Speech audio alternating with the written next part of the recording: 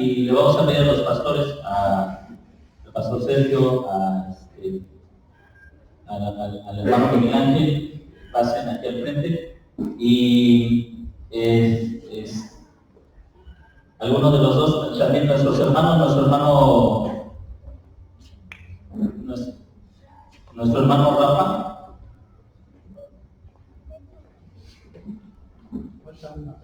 Ok.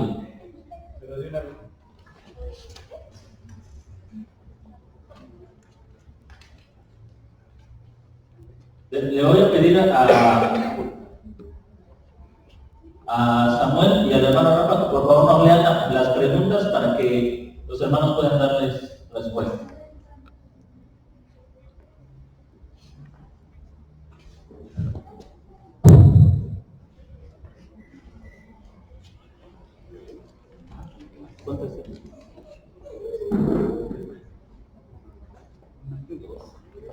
Bueno, si hay hermanos que quieran hacer preguntas de forma personal abierta, también va a estar ahí. Ahí va a estar Jonathan con un micrófono más para que pueda acercarse a los hermanos. Jonathan.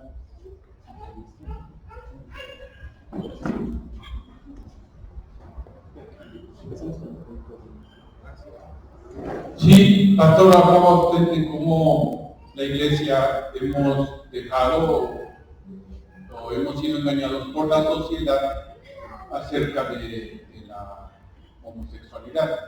No como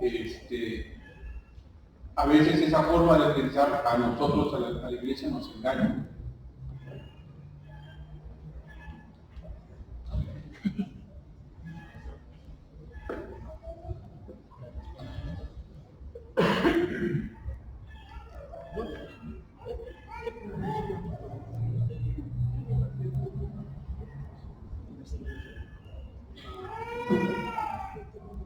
Bueno, el hermano Luis, la realidad, bueno, la pregunta que hace es cómo es que a veces el desconocimiento de las escrituras, de la enseñanza correcta de las escrituras nos hace creer o pensar que la familia tradicional puede ser un buen ejemplo para una sociedad en la que quizá pueda ser moralista, pero muy alejado de lo que la escritura dice. En el pensamiento también que hace rato escuchaba yo en el tema, que muchas veces llegamos a pensar en el aspecto del hogar, que ciertamente la escritura quizás no nos da unas directrices en cuanto a los roles del esposo y de la esposa, pero sí ha dado ciertas responsabilidades en el aspecto de que el hombre es más fuerte y la mujer es más débil y frágil, que a la vez se complementan y necesitan ese amor y ese cariño, y el hombre pues complementa con la fuerza. Pero también por otro lado se ha malinterpretado y ha llegado al extremo del abuso del hombre, el abuso del hombre hacia la mujer, y eso ha ocasionado de igual manera que la gente dentro del cristianismo también llegue a ver ese punto de vista, que por el hecho de asistir a una iglesia ya va a comportarse como hijo de Dios o como un varón, cuando en realidad a veces no cumple el rol y el papel, no tan solo con la esposa, sino también con los hijos, que no está dando una figura paternal, y la madre, la mujer, una figura femenina, que tiene de alguna manera que desarrollarse dentro del hogar, y es ahí donde se van cumpliendo las funciones, pero dentro del hogar, pero obviamente basado en la palabra de Dios. ¿Sí?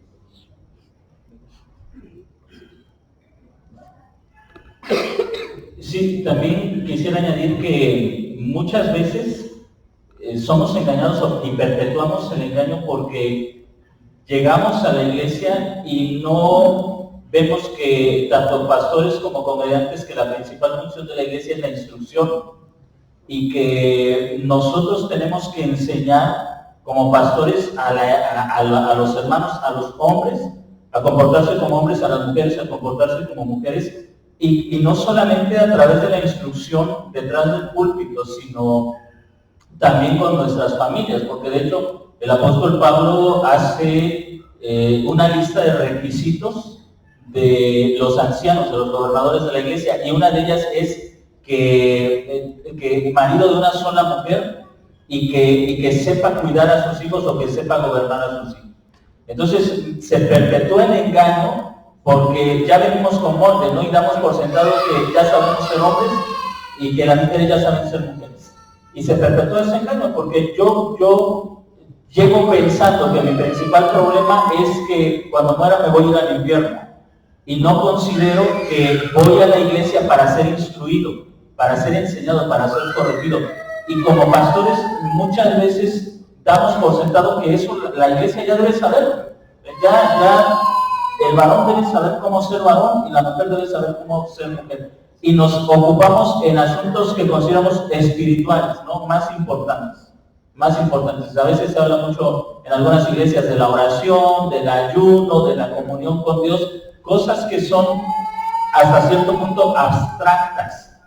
Debes tener comunión con Dios. ¿Qué significa eso? ¿Quién sabe? Pero tú debes tener comunión con Dios. Y no se habla de las realidades prácticas de la vida, ¿no? Entonces, la gente, aunque llega a la iglesia, perpetúa su engaño, ¿no? Y nos mantenemos engañados pensando que ya nos hemos corregido. Hay ciertos cambios, pero no esenciales, no fundamentales. No vamos a la esencia, a reconstruir la imagen de Dios en el hombre por medio de la fe en Cristo. ¿Alguna pregunta más así, hermanos? ¿O escuchamos las preguntas que Josué?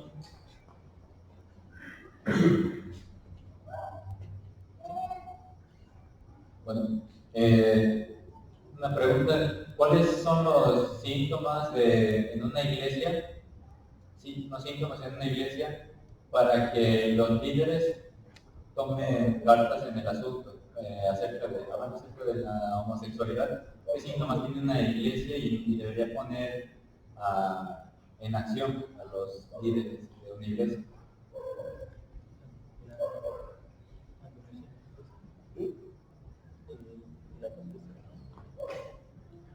Ok, bueno, ¿cuáles son los síntomas? La pregunta iría a qué es lo que tiene que hacer ya el pastor cuando ve que hay señales de alguna conducta homosexual en la iglesia. ¿Cómo un líder se da cuenta de que la iglesia ya está tendiendo a influenciada por la ideología de género? Okay, yo creo que la evidencia tiene, o partimos otra vez de cómo se están viviendo en las familias. De hecho, la iglesia, tanto en el primer siglo y posteriormente la iglesia puritana en el 1800, tendía a disciplinar casos como el que el esposo no tuviera una conducta amable con la esposa, por ejemplo. Cosas que hoy pasamos por alto, ¿no? O sea, si algún varón en la iglesia trata mal a la esposa, es a lo mejor déspota,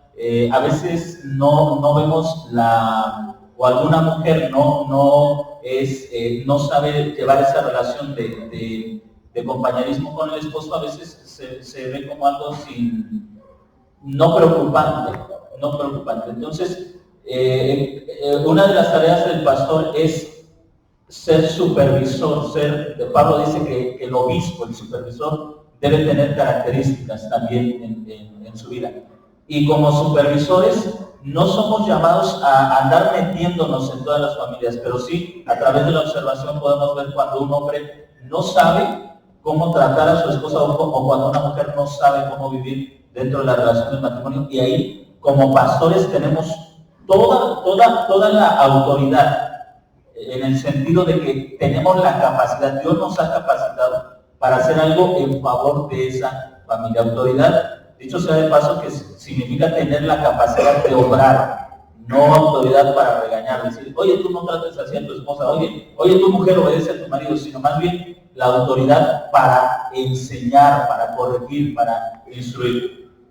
Tenemos que estar atentos a situaciones tan básicas como el trato del esposo a la esposa y de la esposa al esposo. Tenemos que estar atentos en cómo él le habla a ella, cómo ella se refiere a él, estar atentos a esa relación para que como pastores podamos dirigir, instruir, enseñar y tengamos esa capacidad de hacer un bien a la congregación. Entonces, yo creo que sería lo básico. O sea, lo evidente sería cómo el esposo está tratando a su esposa en palabras, en relación afectiva, y cómo la esposa está también viviendo en esa relación. No sé si por ahí va la pregunta o me perdí. Bueno, yo quisiera añadir algo en el aspecto a lo que yo entendí, bueno, la pregunta. Quizá cómo podemos darnos cuenta que una iglesia va a abrir la ideología de género, va a permitir eso.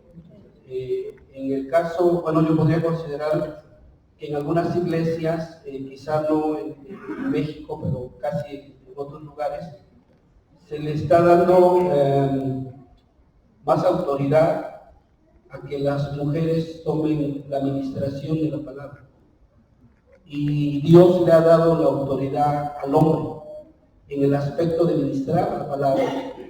Algunos hombres quienes no han tomado el liderazgo correcto, tampoco me voy al extremo del machismo, sino a una autoridad que se le ha dado al hombre la responsabilidad de guiar, dirigir. Incluso decía el texto de Pablo a Timoteo que sepa gobernar bien su casa. Que si no sabe gobernar, y en este caso la mujer va a tomar las riendas dentro de la iglesia, estoy hablando, y es donde podemos darnos cuenta que va por ese camino en donde están tomando las mismas funciones ambos, en el aspecto a veces de llevar las riendas de la iglesia, y se ha dado a veces aquí en Tehuacán. Entonces ahí podemos, bueno, yo lo pudiera considerar que en algún momento está dando la oportunidad a que es lo mismo. Si bien es cierto que Pablo dice que ya en Cristo no hay varón ni mujer, pero se refiere en cuanto a la salvación, que la salvación ha sido para el hombre y para la mujer, porque antes la mujer era un cero a la izquierda. Incluso hay lugares donde todavía la mujer se sienta a la izquierda y los hombres se sientan a la derecha. Entonces es irnos a un extremo, de un extremo a otro extremo.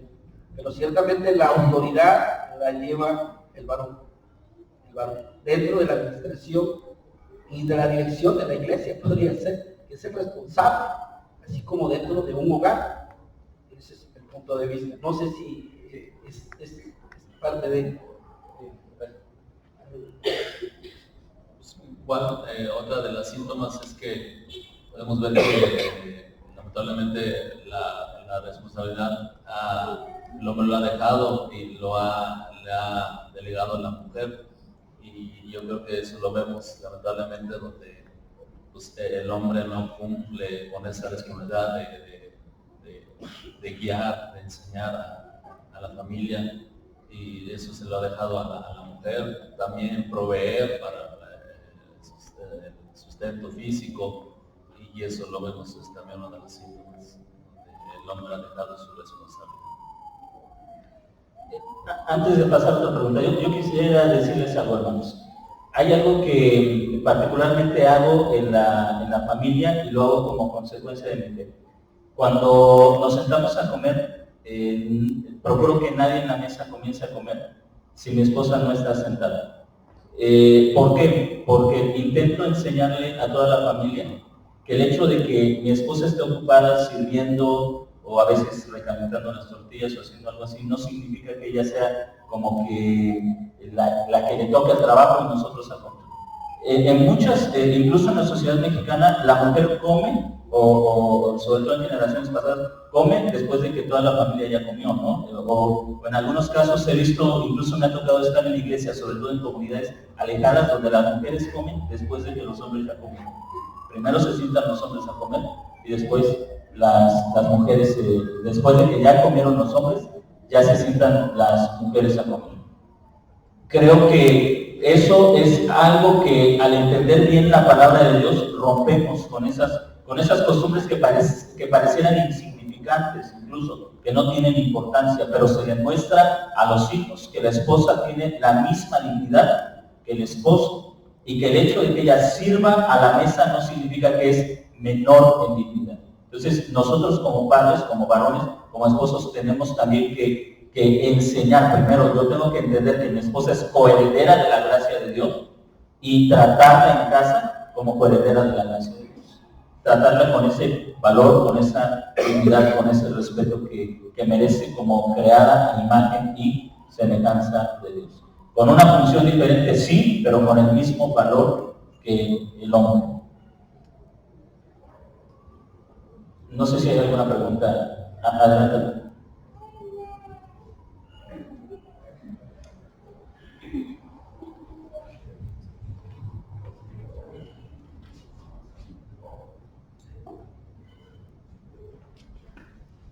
Hermano, levante la mano. Aquí, allá. Por favor. Buenas noches. Hermanos, una pregunta así, o a lo mejor pueden ser dos. Hablando de los homosexuales, la pregunta es, ¿qué castigo o juicio se les aplica a estas personas que practican tales cosas, ¿no? Ahora, aún sabiendo que se pueden arrepentir o no se pueden arrepentir, ¿pueden ser salvos o no pueden ser salvos en este aspecto? Bueno, en la primera pregunta, ¿qué castigo se les aplica?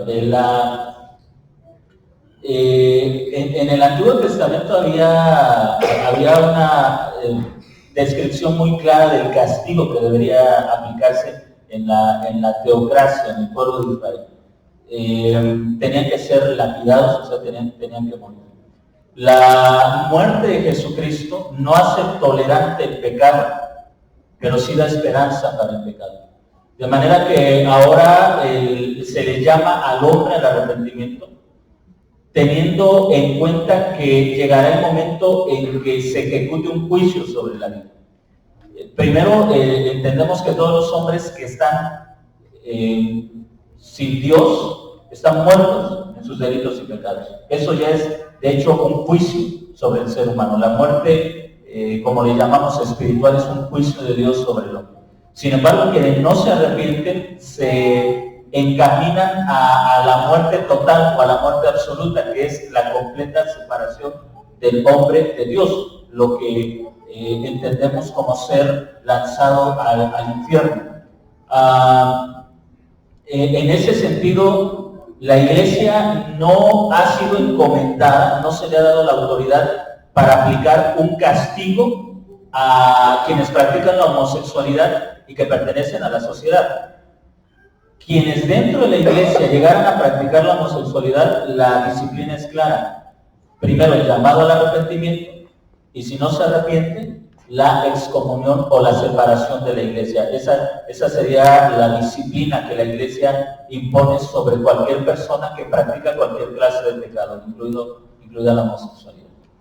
El escritor a la carta a los romanos, el apóstol Pablo, dice que la homosexualidad es, en un sentido, ya un juicio también de Dios sobre el hombre. Eso no significa que ese juicio sea absoluto. El apóstol Pablo dice que, habiendo conocido a Dios, no lo glorificaron ni le dieron gracias, sino que se envanecieron en sus propios razonamientos y Dios los entregó en la inmundicia de su corazón, de manera que llegaron a esas prácticas, hombres con hombres y mujeres con mujeres, deshonrando sus propios cuerpos. Ya es un juicio. Pero también la carta a los Corintios nos enseña que dentro de la iglesia de Corintia había hombres y mujeres que habían practicado la homosexualidad y la prostitución. Eso significa que Romanos 1 no es absoluto, sino que nos muestra lo que sucede con el hombre, pero Corintios también nos enseña que hay gracia para quienes practican la homosexualidad. Es decir, quienes no se arrepienten en este pecado son condenados como cualquier pecador que no se arrepiente. Pero el Evangelio da una puerta de esperanza. El homosexual puede ser perdonado por Dios, porque por eso fue Cristo a la cruz del Calvario. Entonces hay esperanza de perdón y de salvación para quien practica la homosexualidad. La tarea de la Iglesia es predicar el Evangelio hasta que o la persona rechaza absolutamente el Evangelio, o hasta que la gracia de Dios transforme su vida sacándolo de esa condición.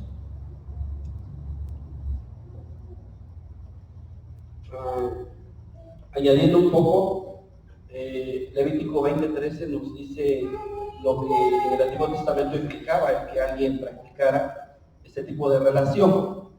La Escritura dice en Romanos, parte de lo que el pastor Juan Carlos compartió, pero hay dos acciones en las que en algún momento la persona pudiera, una es venir a los pies de Cristo, como dice Pablo a los Corintios en su capítulo 6, versículos 9 al 11, que dice que erais unos de ustedes, o sea, se arrepintieron, vinieron a Dios, fueron perdonados, ya habían sido limpiados, santificados, ya habían sido justificados.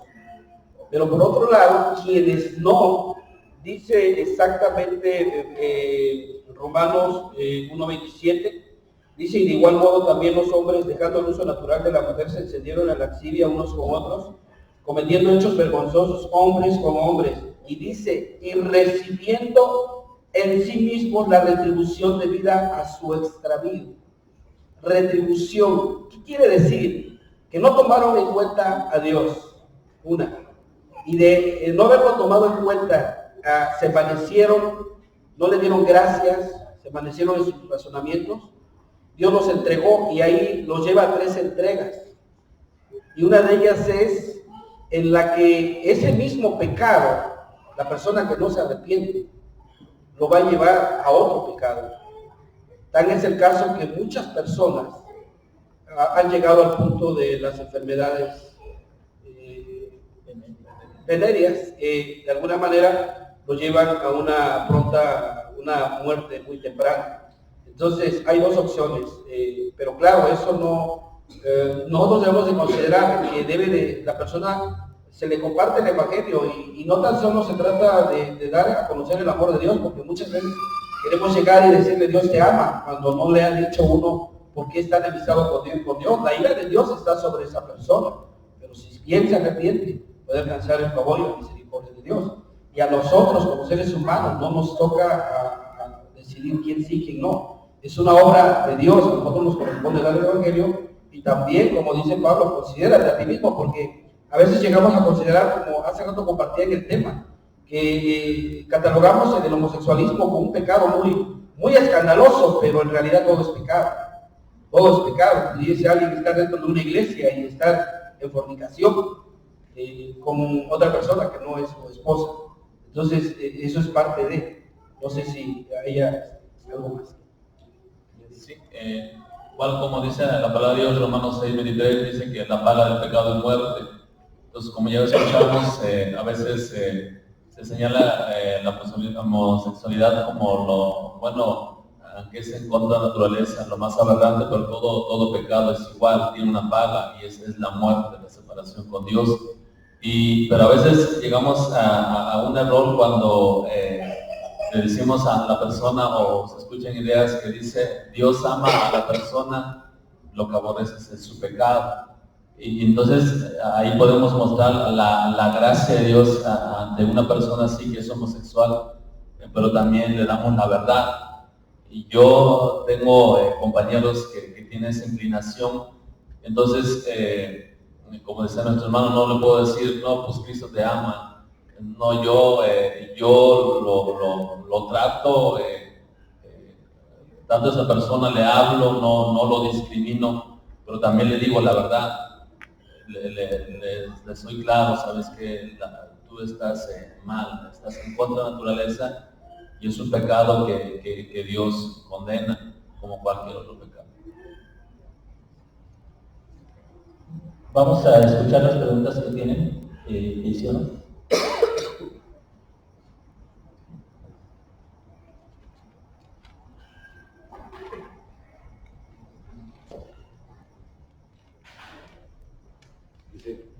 ¿Cómo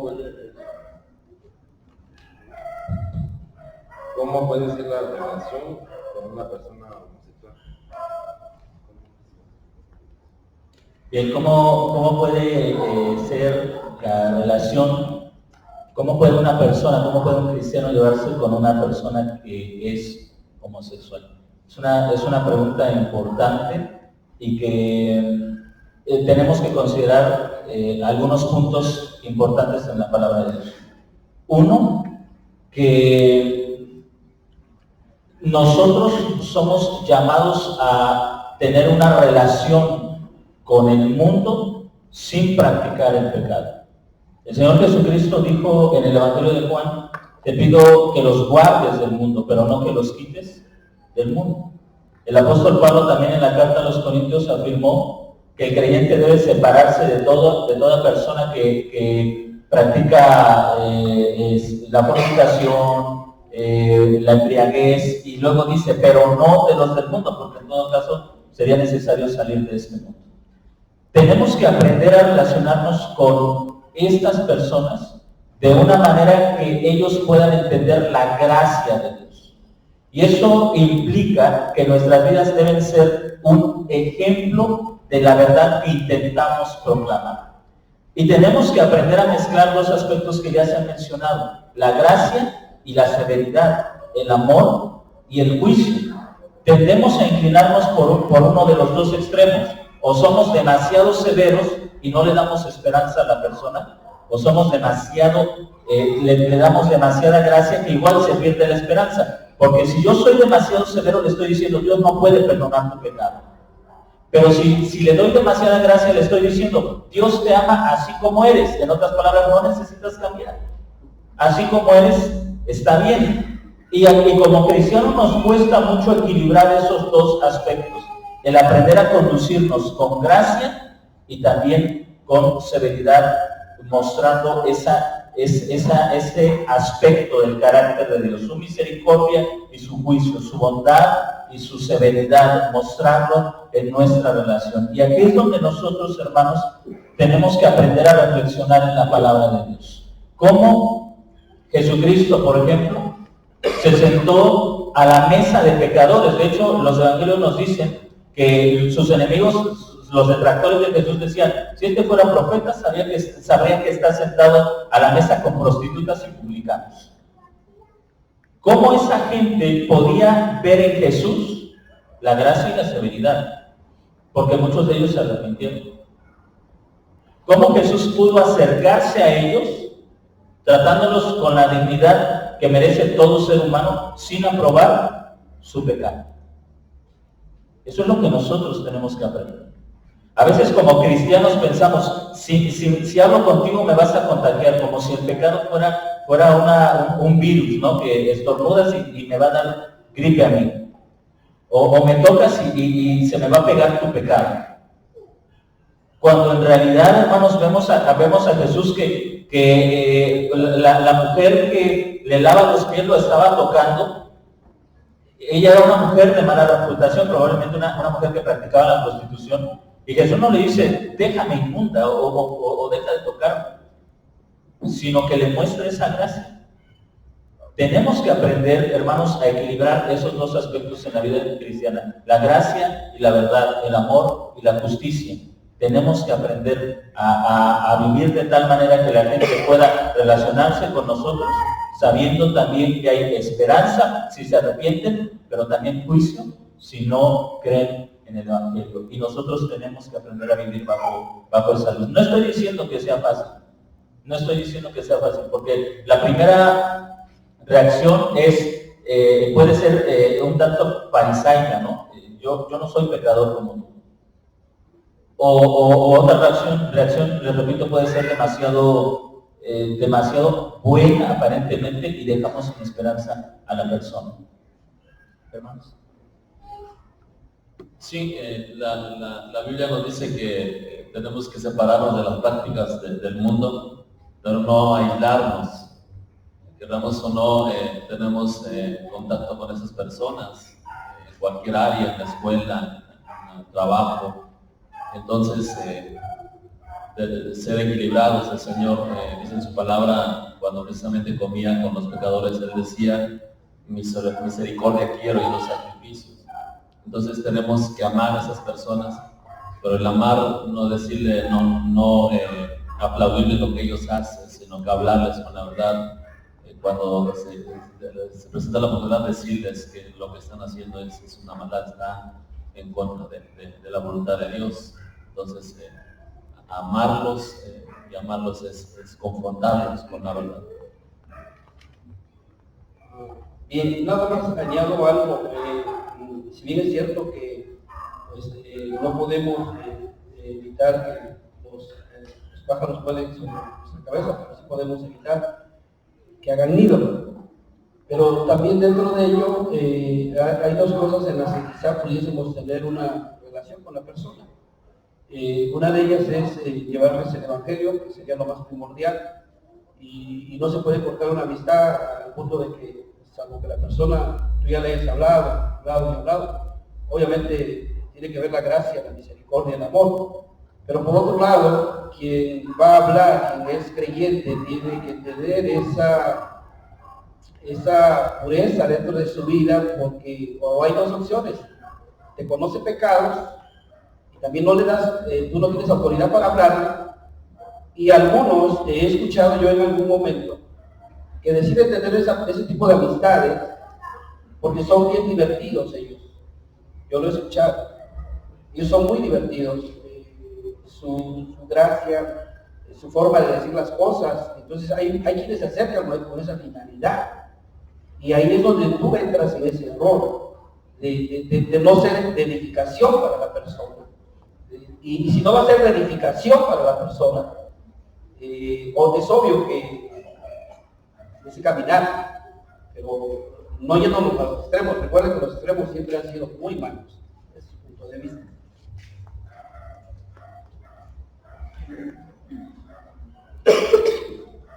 Nos hacen esta pregunta: ¿por qué el matrimonio es la base fundamental de toda sociedad? Bueno, porque es parte del diseño de Dios. Dios creó el mundo, lo ordenó, Génesis capítulo 1, lo ordenó, y después de haber hecho todo eso, creó el matrimonio. De hecho, la sociedad no puede existir sin matrimonio. El matrimonio es lo que le da coherencia a este mundo. Toda sociedad que ha ido en contra del matrimonio ha ido en contra de sí misma. Toda sociedad que ha atacado el matrimonio ha terminado autodestruyéndose. Y por eso creo que en este caso hay que señalar, debemos enfatizar que nosotros como iglesia tenemos que predicar acerca del matrimonio. Yo he dicho aquí en la iglesia: jóvenes, cásense, y cásense jóvenes, porque ese es el propósito de Dios. El propósito de Dios es el matrimonio. Tenemos que ir en contra de esa mentalidad humanista que te dice: si eres joven, no te cases, primero tu carrera, primero tu casa, primero tu coche, primero esto, primero aquello, y después cásate. Y muchas veces aumenta la tasa de inmoralidad sexual, mujeres embarazadas, y entonces las iglesias comienzan a decir: ¿por qué nos está pasando eso? Porque lo que se está predicando es antibíblico. No se casen, muchachos, no se casen. Disfruten su vida, estudien, tengan un trabajo, tengan una profesión y luego cásense. Eso va en contra de la palabra de Dios. Desde Génesis hasta Apocalipsis se habla de lo bueno que es el matrimonio. El matrimonio no solamente es la base de la sociedad, es incluso la base de una iglesia firme, de una iglesia estable. Y nosotros tenemos como pastores que predicar a favor del matrimonio, tenemos que enseñar a favor del matrimonio. No sé si quieran añadir algo.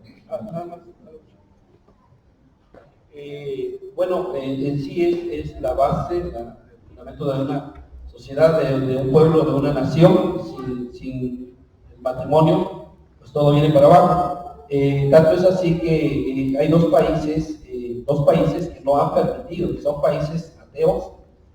Es una realidad, son países ateos como Rusia y China. Los presidentes dicen: no, piensa lo que tú quieras, considérate lo que tú quieras, pero aquí el matrimonio va a prevalecer.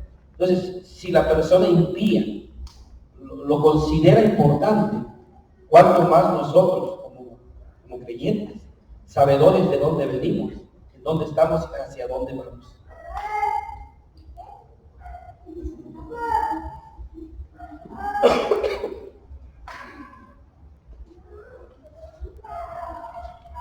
La siguiente pregunta dice, ¿cómo comenzar a evangelizar a un homosexual?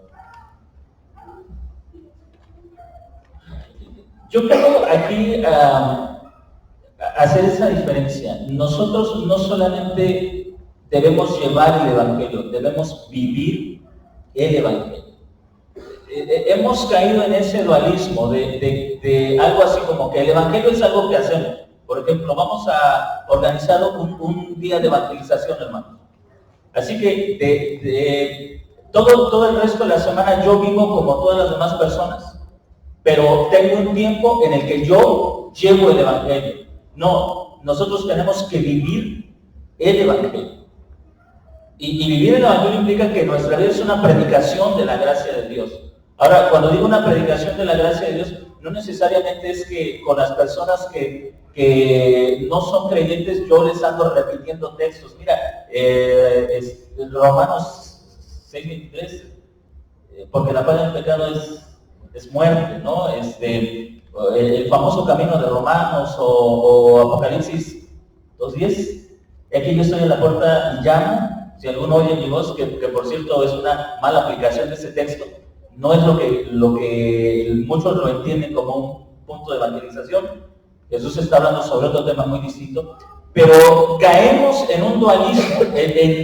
Solemos dividir lo secular y lo sagrado. Entonces vivimos una vida así, nos dedicamos a tareas sagradas, ir a evangelizar, venir al culto, cantar, esas son tareas sagradas. Los seculares, mi trabajo, me voy al juego, me voy al cine, me voy a la escuela, eso es secular, eso es punto y aparte. Tenemos que vivir el Evangelio, tenemos que ser personas cuyas vidas sean un reflejo de la gracia de Dios, pensamientos, palabras, acciones que sean una comunicación clara del Evangelio, sin dejar de lado, desde luego, momentos claros en los que nos acercamos a las personas.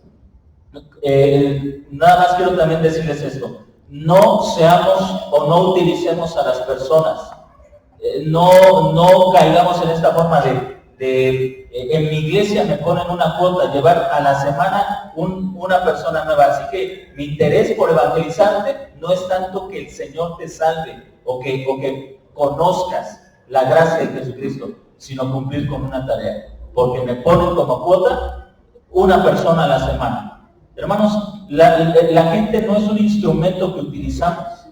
Tenemos que sentir el dolor. Primero, usted en alguna ocasión lo decía en la iglesia, jamás vamos a evangelizar si no sentimos dolor por los perdidos. Si no me duele la condición en la que se encuentra una persona por causa de su pecado, yo no voy a ser capaz de acercarme a ella y demostrarle la gracia y la misericordia y la santidad, el juicio de Dios. No voy a ser capaz, si no siento dolor. Jesús dice en el Evangelio que Él sintió dolor y le habló a la gente. Si yo no aprendo a sentir dolor por el pecado de otros, jamás los voy a evangelizar. O mi evangelización va a ser utilitarista, ¿no? Te comparto el Evangelio, no quieres, bueno, con el que sigue, como si fuéramos vendiendo un artículo, ¿no? Tocamos a la puerta, señora, le traigo este artículo. No quiero usted, bueno, con el que está delante, alguno me ha de comprar. Terminamos con un evangelio utilitarista. Tenemos que amar a las personas. Cuando las amemos, sabremos cuándo es momento de evangelizar. Sí, otro error que cometemos al evangelizar es fingir una amistad. Dice, hazte amigo de la persona. No le hablo, pero como veo que la persona no quiere escuchar, no quiere creer, pues le dejo de hablar. Recordemos que el evangelismo no es un evento, es un proceso, es un estilo de vida del cristiano. Claro, no todo el tiempo lo estoy bombardeando de hablarle y le estoy hablando. No, es un proceso, como decía nuestro hermano, tenemos que modelar el evangelio, ser un ejemplo. Y entonces yo le voy hablando. Nunca le corto mi amistad, al contrario, le tengo una amistad sincera a la persona, una acercamiento sincera. Y como decía nuestro hermano igualmente, Dios lo va a tocar cuando Dios quiera. Yo solamente estoy contribuyendo, soy parte de que Dios me use para evangelizar a la persona y no tomarlo como un ratito. No le hablo y si no responde al evangelio, pues lo dejo de hablar. Al contrario, yo le sigo hablando que la persona vea que soy sincera, que le estoy ofreciendo mi amistad y recuerdo que sé que el evangelismo es un proceso, no un evento en un instante y ya. Complementando algo que decía el pastor Juan Carlos, es una realidad que no tan solo es saber del Evangelio, sino vivir el Evangelio. Eso es lo más importante. Y el ejemplo es lo que va a arrastrar. Quizá tú podrás enseñar, decir, hablar, apropiar, saber de la Biblia inclusive, pero si no la aplicas a tu vida, de nada sirve. Incluso el apóstol Pablo a la iglesia de Tesalónica les felicita, les dice, ¿saben qué? Ustedes han sido de buen testimonio para los de Acaya, los de Macedonia. Tanto es así que no tienen necesidad de hablar nada, porque en sí están siendo imitadores y están viviendo la gracia y el evangelio de Dios.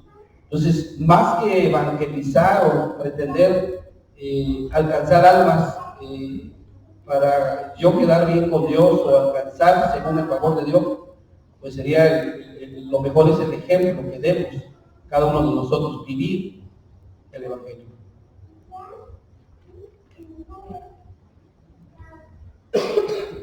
Las siguientes preguntas creo que se relacionan. ¿Qué pasa si tengo un amigo homosexual? ¿Cómo puedo ayudar a una persona homosexual? ¿Por qué nació? ¿Cuál es el origen del homosexualismo? Bueno, la homosexualidad, como todo pecado, es un pecado que surge de la decisión del hombre. El hombre nace alejado de Dios. Efesios dice que estamos muertos en nuestros delitos y pecados. Pero cada pecado es la decisión de una persona. Es decir, la homosexualidad no es una fuerza, como algo así, yo quiero ser otra cosa, pero hay algo que me obliga a hacer eso. La homosexualidad es una decisión. Hay un momento en la experiencia de la vida de una persona en la que decide practicar la homosexualidad. Ahora, ¿cómo podemos ayudar a una persona que está practicando la homosexualidad? Tenemos que llevarla a la verdad, y la verdad está en la palabra de Dios. Tenemos que aprender a usar la palabra de Dios.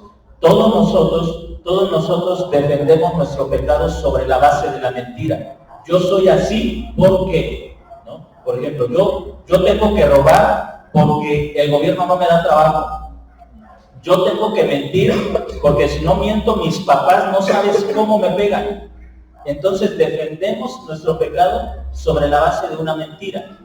La tarea del creyente, la tarea de la iglesia es llevar la verdad, desmentir aquello que el hombre ha creído. Una persona es homosexual, puede haber circunstancias, pero no son determinantes. Algunas personas han sido abusadas de niños, probablemente por familiares cercanos, padres, tíos, hermanos, y eso es doloroso, y nosotros tenemos que aprender a sentir el dolor, pero no podemos victimizar. Cada quien es responsable por su propio pecado. Si no fuera así, entonces no hay necesidad de juicio. Si yo soy una víctima, ¿por qué soy juzgado entonces?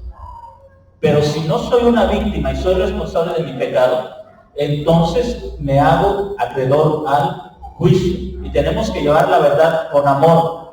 Es decir, presentarle a quien practica la homosexualidad la razón de su pecado, con gracia, con amor, desmentirlo y no permitir que se victimice, no permitir sentir dolor por lo que ha sufrido, en dado caso que haya sido víctima de un abuso en su infancia, en alguna etapa de su vida, pero no permitir que eso sea la razón por la que mantenga su práctica, sino mostrarle que esa persona ha decidido ser así por elección propia, por causa de la esclavitud al pecado. No sé si entendí también algo de que si un homosexual nace o se hace. La mayoría de las personas que son homosexuales, decía el pastor, utilizan una mentira y dicen, es que así nací con cierta inclinación. Y si bien es cierto que incluso los 23 pares de cromosomas, de la mujer es XX, que define el sexo, y el hombre son 23 cromosomas XY, que define al hombre. Ahora, científicamente está comprobado que eso es una mentira de querer echarle la culpa a Dios, de que así nació. Dentro de ello pueden incluir el hecho de que la persona tome la decisión, también parte de haber dentro del contorno, del ambiente donde se desarrolla, porque he conocido en algún momento a padres que crían a sus hijos sabiendo que son varones, los crían como si fueran mujeres, y viceversa. Otros casos, el esposo, algo que dijo en el tema que dio el pastor al inicio, el esposo abusa mucho de la esposa, la lastima, y el hijo, o la hija más bien, la hija, al ver esa actitud de su padre, decide mejor buscar a alguien que sea tierno, y de ahí busca a la mujer, en el caso del lesbianismo. Ahora bien, hay casos también en la que algunos pequeños o pequeñas fueron criados por alguien que no fue su padre, y se cometieron ciertos abusos en la infancia. Y eso también ha originado en algunas personas el homosexualismo, el abuso, por ciertas circunstancias que se dieron. Entonces la persona, al crecer, va teniendo esa tendencia. Ese es el punto de vista. Entonces, si bien es cierto que el hombre toma la decisión, la mujer toma la decisión, pero parte de algo en algún momento, lo que está alrededor de él, hace que la persona actúe a veces de esa manera. Sí, en algún momento la persona, como decía el número, decide. Y he escuchado a compañeros que tienen esa inclinación, que dice, no, pues yo quiero ser así, y aunque me dicen que estoy mal, es un pecado, yo quiero estar así. O sea, están en rebeldía. O sea, no es que son inocentes, o sea, ellos son culpables y ellos lo saben. Yo he hablado con algunos compañeros que le digo, estás mal, yo lo sé y yo quiero seguir así. Entonces ya se le dice, no, pues estás en contra de Dios, y la Biblia es clara, es pecado, y todo pecado tiene un castigo por parte de Dios. Y a veces llegamos a ese punto de hablarles, o sea, de hablarles claro, de decirles que es un pecado.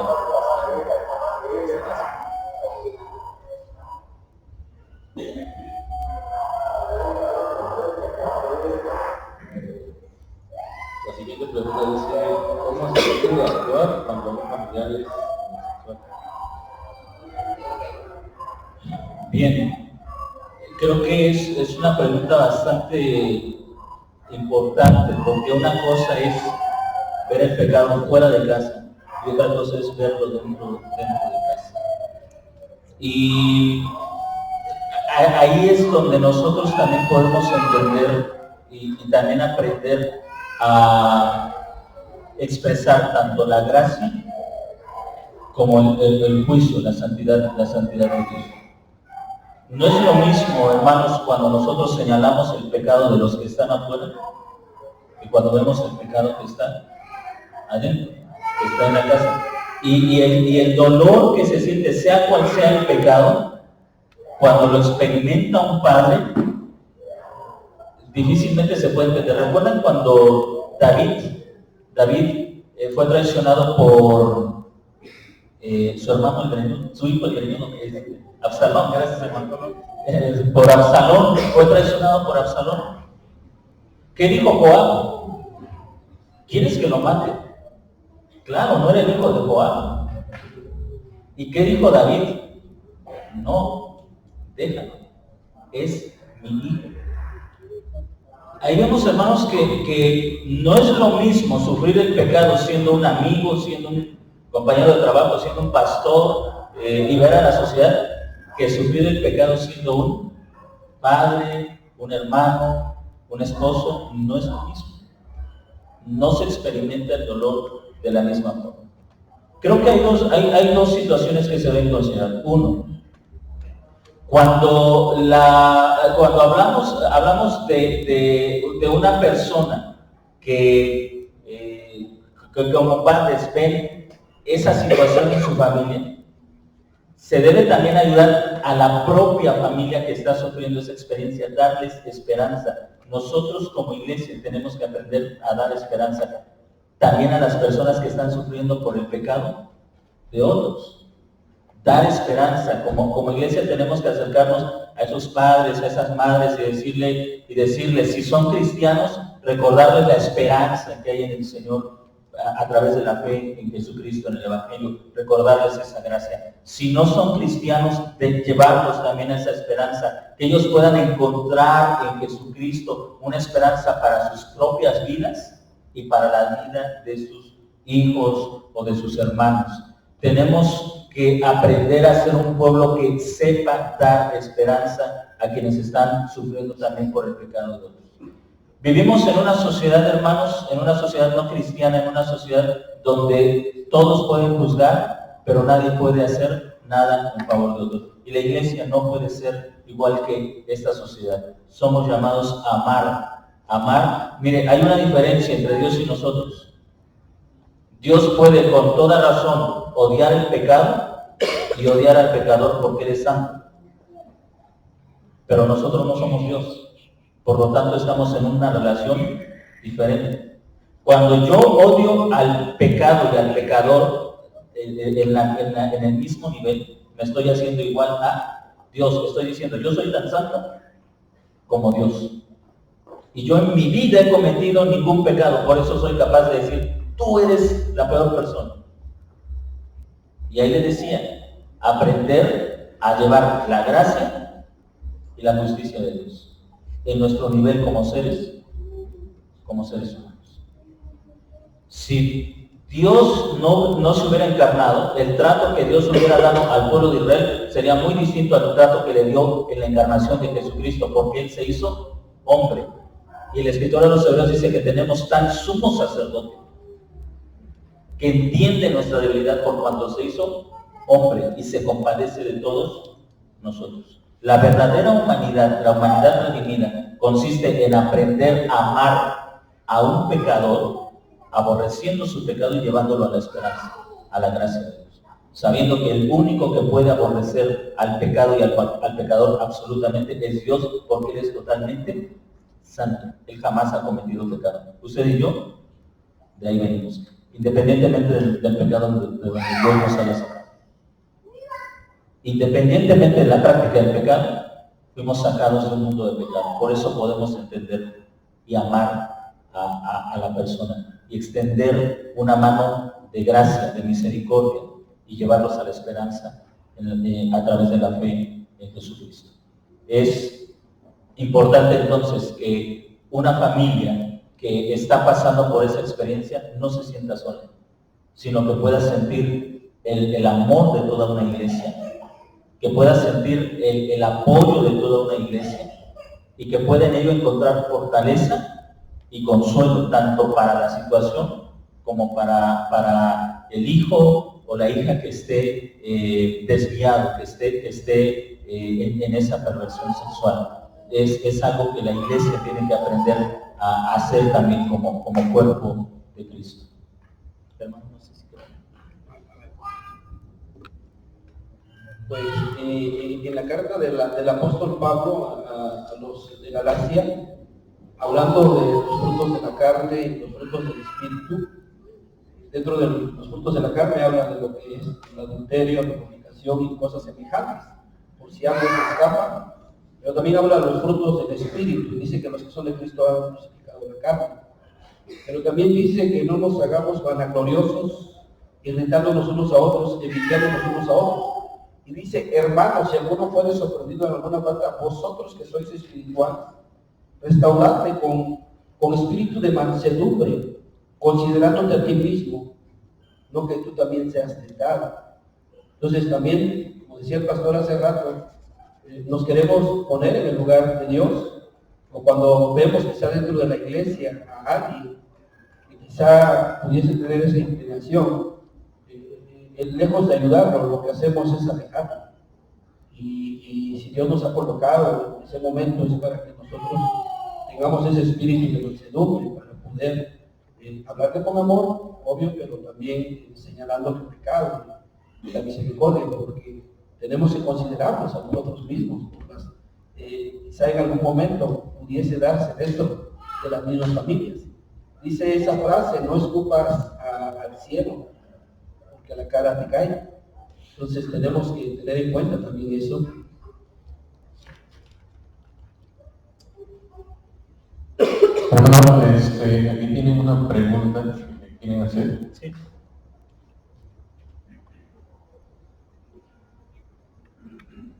Buenas noches. Bueno, hace la pregunta antes. En base a lo que hablaban de la familia, me surgió una duda. Ustedes hablaban acerca de que bueno, todo empieza desde la familia y que en ocasiones cuando se limitan ciertas cosas a los jóvenes, incluso para el matrimonio, esto puede causar este pecado. Pero mi pregunta, mi duda es, cuando son menores y en ocasiones en casa se les muestra el evangelio, a veces, como lo viendo decían hace rato, estamos incluso en ocasiones los menores están más propensos o influenciados por otros menores tal vez, o gente mayor que tal vez crea ideas o dudas en ellos. Entonces mi pregunta es, en base a eso, ¿qué tal sea recomendable o si está permitido en la iglesia hablar los padres o incluso el pastor acerca de la sexualidad para que no entren como en ese pecado o en esa limitación y sea un motivo propenso a esas dudas que lo puedan llegar a la homosexualidad?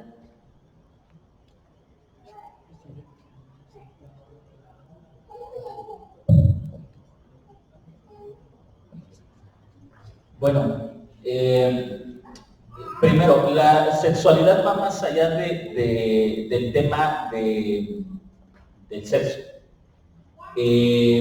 La sexualidad involucra toda al ser humano. Se enseña sexualidad desde el momento en que los padres, ya como padres, comienzan a cumplir ese rol de paternidad, de masculinidad y de feminidad. Se está enseñando ya sexualidad. El problema es cuando el padre se convierte en el gran ausente de la familia, cuando delega toda la tarea a la esposa. Hay situaciones en las que me ha tocado ver, no aquí en la iglesia, he estado en otras iglesias, y cuando estoy en otras iglesias hablo de ustedes, cuando estoy aquí hablo de otras iglesias. No es cierto. Pero me ha tocado ver, por ejemplo, padres que ven al niño que tiene que necesita ser atendido, y a veces miran con despotismo a la esposa, así la voltean a ver y la esposa pues ya se para y hace algo por el niño. Ahí ya se está enseñando sexualidad, ya se está enseñando que el hombre debe ser déspota, que luego vemos a hijos pegarle a la mamá porque lo vieron en una conducta del esposo. El esposo le habla mal, la trata mal, y entonces el hijo está siguiendo el modelo. Así es el hombre. Así es el hombre. Ahora, si hay hermanitas, va a replicar eso en la hermana. ¿Por qué? Porque está aprendiendo algo. La mujer siempre debe ser sometida, siempre debe ser humillada. Nosotros como padres tenemos que corregir esos aspectos. Nuestra tarea como padres es dirigir, es enseñar, es guiar a nuestros hijos. Y se enseña incluso sexualidad también en la forma en que tratamos con dignidad el tema. Estamos viviendo en una sociedad, hermanos, yo he visto incluso del lado de la iglesia hablar de los órganos sexuales masculinos y femeninos sin el debido respeto. O sea, se ponen al nivel de cómo está hablando la sociedad. No estoy diciendo que nosotros debemos avergonzarnos, pero sí la Biblia nos enseña que hay una parte de la sexualidad humana que es íntima. que debe ser guardada, que debe ser protegida. Y en el afán de luchar contra ese pensamiento, la iglesia se está rebajando a usar el mismo lenguaje, que a veces raya hasta en lo vulgar, excusándose y disculpándose, porque dicen, ¿de qué otra manera la gente va a entender si no somos claros cuando hablamos? El apóstol Pablo en la carta a los Efesios en el capítulo 4 dijo que hay cosas que hacen los incrédulos que incluso nosotros como cristianos ni siquiera debemos mencionarlas. Y no debemos pasar por alto que la sexualidad y particularmente el sexo del hombre y de la mujer son santos porque nos fueron dados por Dios. Entonces se enseña sexualidad desde muchos aspectos, desde muchos ángulos, o desde muchas prácticas en la familia. La sexualidad es algo que ha sido delegado a los padres. La iglesia complementa el trabajo, el pastor complementa el trabajo, pero el tema de la sexualidad es algo que los padres tienen que enseñar desde que los hijos son pequeños. Desde que son pequeños, aprendiendo a ser cuidadosos, por ejemplo, en cuestiones de guardar su cuerpo. El apóstol Pablo en la primera carta a los Corintios, en el capítulo 12, capítulo 13, dice que los órganos, que hay órganos del cuerpo humano que son tratados con mayor dignidad y que son cubiertos. Eso nos enseña de que el creyente, de que el cristiano incluso debe enseñar a sus hijos a tratar con respeto su propio cuerpo y a tratar con dignidad aquellas partes del cuerpo que son íntimas, que son privadas y que tienen que ser guardadas con tal santidad, no porque nos avergoncemos, no porque seamos mojigatos, no porque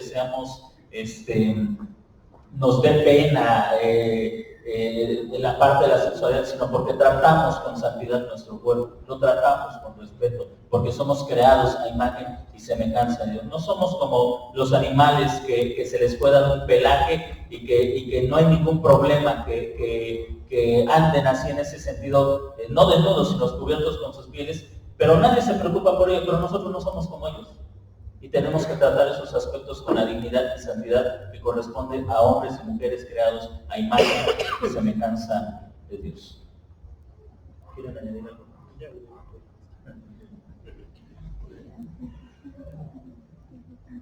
Como última pregunta escrita, ¿cómo explicarle a un niño de 3, 4 años que una supuesta pareja homosexual se están besando?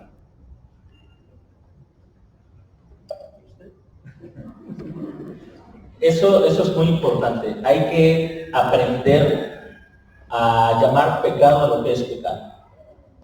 Decirles con claridad, sin entrar en detalles, y decir con toda claridad y con toda honestidad, hijo o hija, en el caso de que sea niño o niña, lo que ellos están haciendo es un pecado, es una abominación. Levítico 18:22. Es una abominación. La palabra abominación significa algo que es repugnante, algo que es obsceno, algo... Nosotros, ¿qué hacemos cuando algo es repugnante?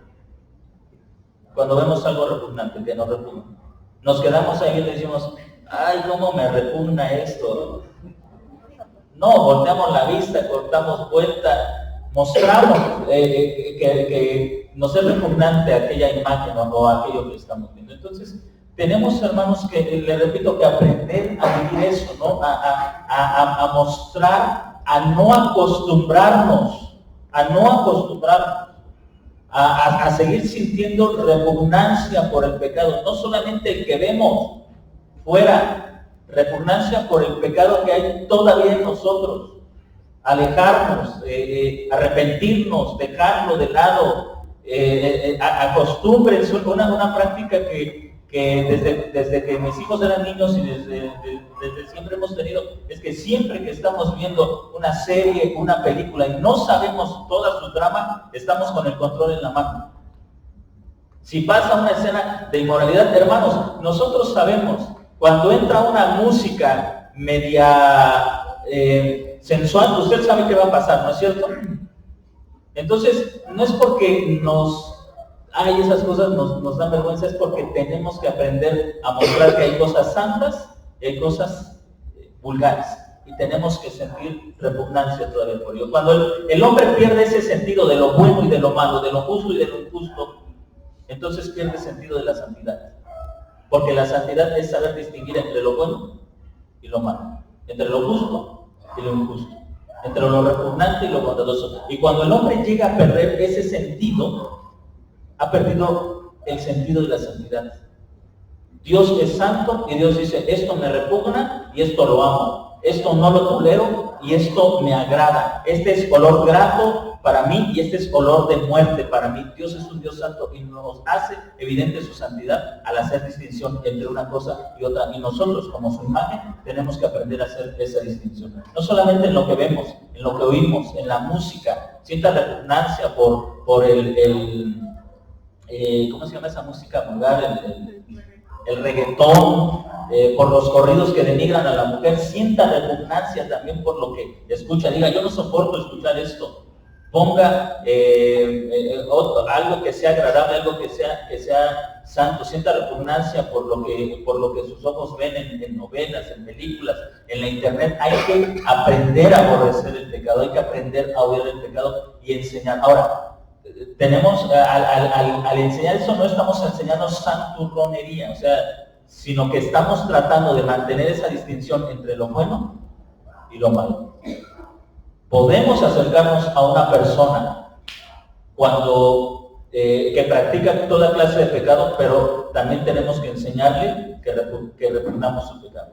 Han llegado personas aquí a la congregación un par de ocasiones en estado de ebriedad, y como pastor me he acercado y le he dicho, mira, quiero decirte algo, yo te respeto, pero esta no es la condición en la que tú puedes estar en la iglesia. Si quieres estar, por favor vuelve otro día en que no estés así. Es decir, le muestro respeto como una persona, pero también le muestro que no estamos dispuestos a tolerar que vengan en cualquier condición, porque la iglesia se reúne con un propósito.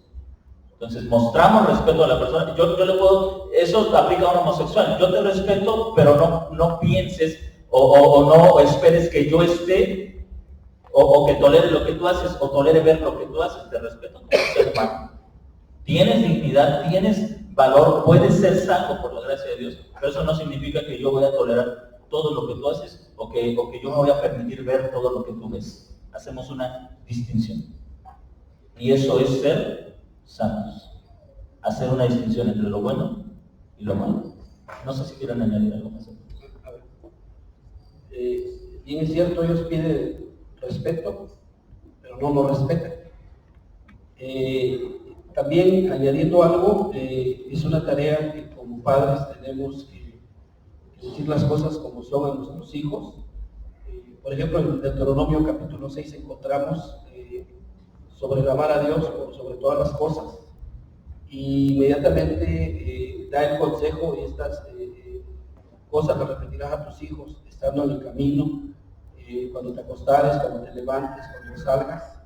Y dentro de ello implica el amar a Dios, y el amar a Dios es amar el diseño que Él ha llevado a cabo, al hombre hombre y la mujer mujer, y si lo ha hecho así es para hacer un complemento, ser una unidad, y pues tenemos nosotros como padres de igual manera enfrentar esos momentos bochornosos quizá, pero tenemos que decir las cosas como son. Es una responsabilidad nuestra como padres de decir las cosas en su momento, porque quizá puede llegar el caso de decir, voy a hablar con el pastor para que hable conmigo, cuando en realidad es tu responsabilidad ver esas actitudes, esas cosas, es tu responsabilidad afrontarlas y decirlas, sabiendo que Dios no lo diseñó de esa manera.